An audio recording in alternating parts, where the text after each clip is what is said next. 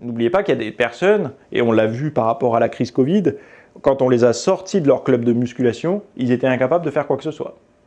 Pour moi, ça c'est une carence en connaissances. Quand on a suffisamment de connaissances et de compétences, on est capable de s'entraîner partout. C'est pour ça que je vous donne justement tous ces programmes, ces différents programmes pour vous montrer et vous expliquer pourquoi ils fonctionnent. Parce que vous donnez un programme, c'est facile. Tout le monde vous en donne. Vous en avez des tonnes gratuits, des programmes de partout. Mais de vous expliquer pourquoi il a été choisi et mis en place de cette façon et de vous amener à comprendre justement pourquoi c'est efficace au poids de corps de faire plutôt ça et avec des charges libres de faire plutôt ça, ça vous permet au moins de ne pas douter. Et le doute, n'oubliez pas que quand vous allez un dimanche matin, vous êtes un peu fatigué, mais vous avez envie de faire du sport, vous doutez sur votre programme, eh bien vous n'allez pas le faire. Si vous ne doutez pas, vous savez que par exemple en faisant cet exercice exactement suivi de celui-là, vous savez qu'à la fin c'est productif et vous aurez fait un vrai entraînement, vous éliminez le doute, vous foncez. N'oubliez pas, le sportif a besoin de se concentrer sur ce qui fonctionne. Il ne doit pas être à la fois là et à la fois en train d'être son copilote. Le copilote, s'il n'en a pas, c'est avant. Et avant, c'est la connaissance.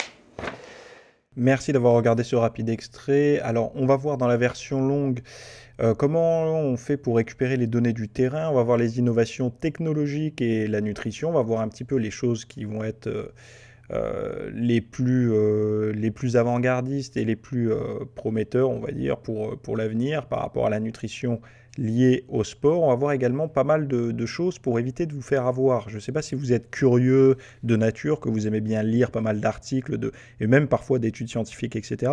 et que vous aimeriez peut-être faire le tri dans ce qui est bon et ce qui est moins bon. En tout cas, les endroits où il y a un petit peu de l'enfumage, on va dire. Donc là, vous allez vraiment, ça va être le cœur de ce cours que je propose, de vous rendre un petit peu plus autonome par rapport à ça, de manière à ne pas vous faire avoir, que ce soit par des articles, par des études, mais également de voir un petit peu, de faire le bilan de ce que l'on sait sur la nutrition sportive et de voir comment ça évolue et quels sont les nouveaux outils pour vous rendre de plus en plus personnalisé dans votre approche et pas dépendre des grandes tendances ou des programmes généralistes, on va dire, par rapport à tout ça.